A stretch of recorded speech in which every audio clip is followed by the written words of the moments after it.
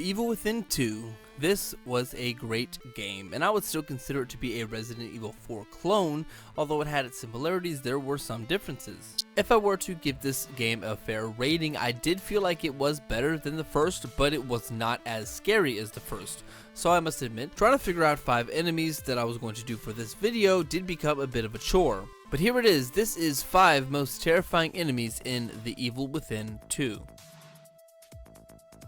Now, I say enemies because it could be anything from a regular quote lost zombie, as they call them, or a boss enemy that takes a little bit more than 1 or 2 bullets to take them down. So I'm not limiting this list to just boss enemies, but I'm going to include all enemies. Also, there will be a few plot spoilers in order to make up this list, so from here on out, you have been warned. With that being said, I'm going to kick this list off with number 5, the Keeper.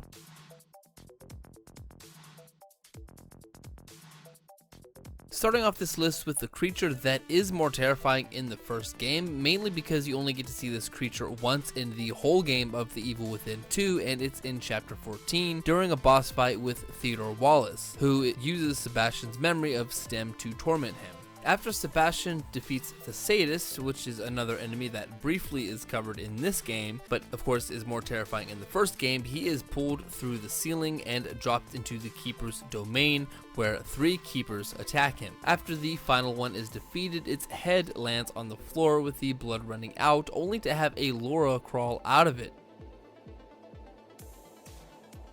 The Keeper, just to give you a description, is a large-built humanoid thing that looks to be a butcher or some sort of a slaughterhouse worker, complete with tall rubber boots, gloves, and an apron. But does he have a normal head? No, he does not. He has a safe for a head, and this is from Ruvik's memory from the safe that he kept his research. Ruvik was the main antagonist of the previous game, so it was combined of Ruvik's memory and his unbridled rage. The safe head, however, represents the atrocities of Ruvik's past that he was trying to keep hidden, literally crushing anyone who comes near it with his primary weapon, which happens to be an oversized meat tenderizing hammer with a large spike on the opposite side that he used to impale his victims through the head.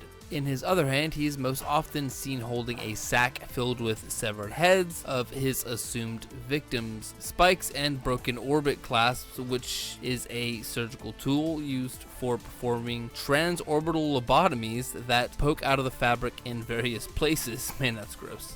Yeah, again, this dude is still, to me, more terrifying in the first Evil Within game, but in this one, he is on the list because when you defeat him, the Laura actually pops out of his safe head thing. And plus, I guess he's more terrifying in the first game because it is your very first encounter with him, and he is absolutely terrifying the first time you ever see him.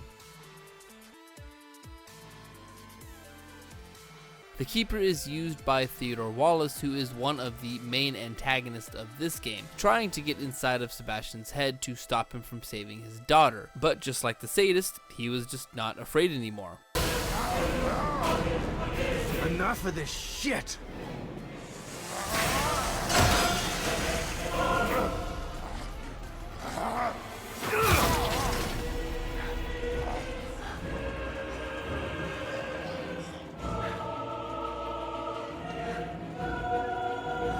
Not this time.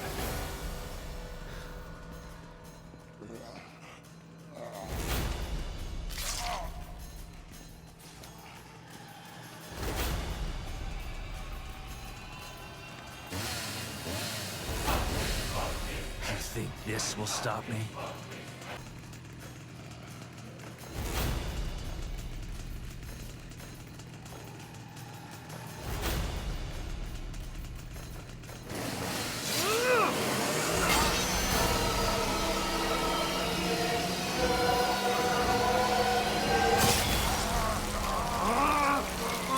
I think you get the point. I just wanted to show that scene because it was one of my favorite scenes in this entire game.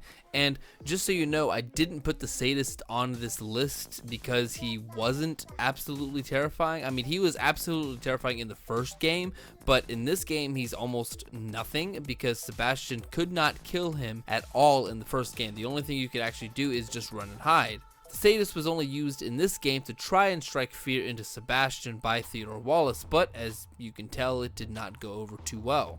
So next up on this list at number 4, Laura. Sebastian first encountered Laura at the end of chapter 4 in the first Evil Within game. Laura is a creature born from the memory of Laura's tragic death and Ruvik's own vengeance. Laura was Ruvik's sister that died saving him from a fire. She is nearly immune to bullets but reacts violently to an open flame. That's how she died, so it makes sense. The barn fire that she saved Ruvik from heavily injured her and placed her in a vegetative state that led to her avengable death. Likely as a result of the fire, Laura's reincarnated form possesses discolored and patchy molten skin. Her constant screaming is possibly an effect of Ruvik's last memory of Laura screaming in anguish as she was being burned. During the boss fight with Theodore Wallace, who at this point is still using Sebastian's memories from STEM to torment him, after Sebastian defeats the sadist and the Keeper, Laura emerges from the safe of the Keeper's head. She gets on this list simply because of her creepy and terrifying appearance. I mean, look at this thing and tell me it would not give you nightmares. Now we are moving on to number 3, the Guardian. The Guardian is a towering abomination that stands at least twice the height of Sebastian and is comprised of the mutilated remains of various women that Stefano Valentini murdered. Stefano, by the way, is the first main antagonist of the Evil Within 2. Made up of mostly their heads, each face wearing a different expression, with a central one facing forward and sporting a wide maniacal grin. Its body is almost tree-like, with a large top half connected to its pelvis with a large spine, though how this creature maintains balance when it runs is not explained. The Guardian's right arm is equipped with a large buzzsaw blade, which it uses to great effect against its victims.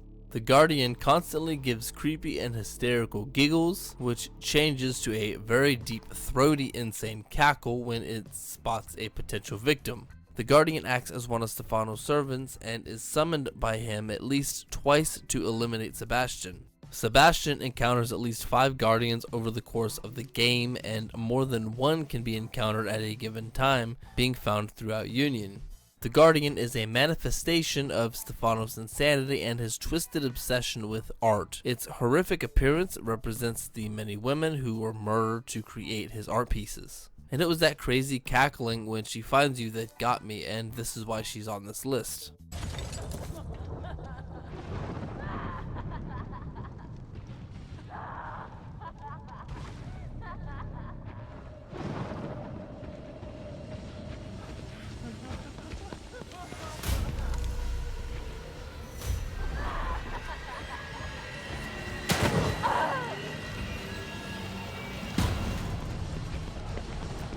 Now getting closer to the end with number 2, Lament. The Lament is among the most deformed creature in this game. It appears to have been formed from at least 2 female hosts, possibly with body parts from other attached to the creature's lumpy torso, giving it multiple bony arms to grab its victims with. Some smaller ones are instead fused into the flesh on its naked body. The skin of its body is horridly malformed, stretching across it into twisted positions. Its pale head, often cocked to the side slightly, features a large gaping maw and 2 papery bloodshot eyes dripping with acidic fluid down its face. The Lament is almost completely bald except for several extremely long black strands of hair which are melded into its body in some places. Is that enough of a description for you? Disgusting, right? And that's why this creature is on this list. And now down to number 1. The most terrifying creature that you will ever encounter in the Evil Within 2, or the Evil Within 1 really, is called the Anima. Look, I don't care who you are, but the Anima is downright terrifying. The Anima is a mysterious creature haunting the streets and many residents of Union. While she seems to only target Sebastian specifically, multiple logs and diary entries found throughout the town suggest that she picks off other targets randomly, following and tormenting them for some time until they finally cave into paranoia, or until she decides to kill them herself. Anima is only visible to her victims. Visually, Anima resembles a woman in tattered robes. Her face is shrouded with her long hair and is briefly visible when attacking the player. Although she walks with a slow shuffle, she is capable of an alarming rush of speed when pursuing a victim. The presence of anima can be determined by the environment becoming colder and shrouded with fog that only vanishes once the player has escaped her proximity. A visual distortion effect can be observed when she's within proximity of the player, which is more intense and visible as she draws closer, letting them know when to stay put or find a way out. She constantly sings an eerie version of Clair de Lune, which can be used to determine the distance from the player. And that, my friends, is why she's on this list as number 1. Her creepy singing and her calling to Sebastian can be heard through the controller speaker, and that makes her the most terrifying enemy in The Evil Within 2. For real, listen to this. Wait, is it coming through? Oh my god, that's creepy.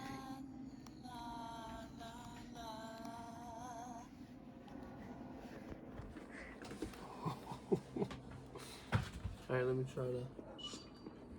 Furthermore, anima is capable of phasing through walls and doors, as well as levitation and telekinesis, which she uses to hunt her victims. She is completely immune to damage and will instantly kill the player by draining their life force if she catches them. This is presumed to turn them into the Lost, which are zombies that you encounter on a regular basis in the game. Unlike the many creatures around Union, anima was not created by any specific entity. Rather, she is the quasi-physical manifestation of the STEM domination process. As a subject's mentality gradually erodes from being connected to STEM, they would begin to hear and see things that may not be there, which matches how anima was described to be a ghostly stalker that only the victims can see. At the peak of their corruption, an individual would seemingly be drained of their soul by anima, which symbolizes their complete consumption by STEM, and transformed into the mindless Lost shortly afterward. According to a research log, the phenomenon associated with anima has been known subject for a while, and seems to manifest quicker in subjects with rewritten or damaged memory. In Sebastian's case, anima manifested due to mental trauma caused by the small vestige of memory within his mind of the horrors that he had been through during his time inside Ruvik's stem. Ruvik from the first game, of course. Despite his best efforts to deny and bury this memory, certain triggers encountered throughout Union brought them out to the forefront, allowing STEM to resume its domination of his mind, which is represented by anima manifesting and chasing him down during the plot of the game. And truthfully, the reason I chose anima for number 1 mainly is because of the interaction that you get through the controller. I mean, it's absolutely terrifying.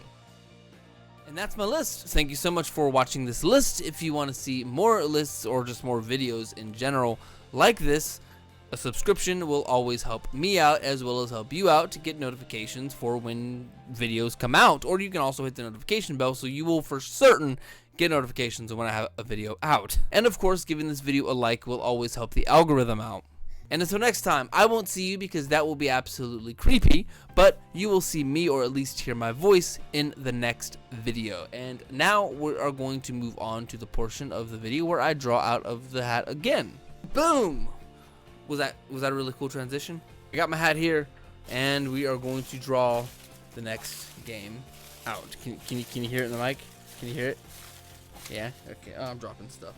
The next game will be... drum roll, please. Far Cry 3. Haven't played a Far Cry. Wait, let's try to get it to focus.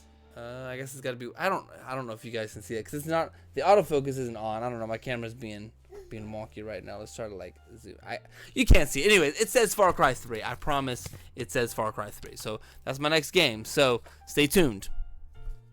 So before signing off in this video completely, there is one more thing that I did want to mention. I had a hard time figuring out what type of video that I'm going to be doing. So what I did is I went to this website called wheelbuilder.com or spinningawheel.com. I don't remember the website, but I found this website where you can actually create your own wheel basically, and it will randomize a bunch of choices for you, and that's what I've decided to do for these certain categories.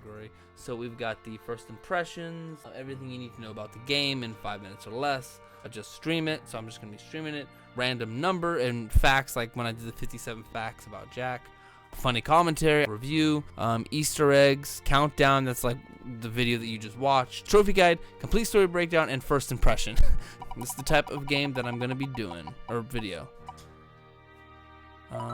Easter eggs. So that's going to be it. We are going to be doing Easter eggs of Far Cry 3. I couldn't think of the name of it. Easter eggs of Far Cry 3. This one shouldn't be too hard of a video. Once again, thank you for watching. Be blessed. Is it really you? Yes, Lily. It's really me. I was having the worst nightmare. Shh. I know, Lily. But you're awake now. The nightmare's over. There's nothing to be scared of